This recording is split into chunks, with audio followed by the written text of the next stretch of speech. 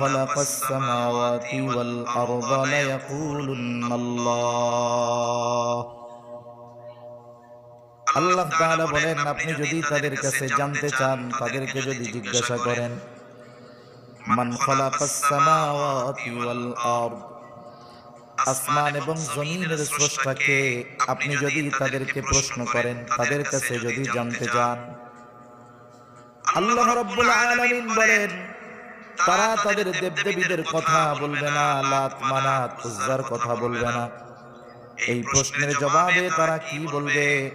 আল্লাহ তাআলা দুইটা তাকিদ যোগ করে বলেন, লায়াকুলুন্নাল্লাহ,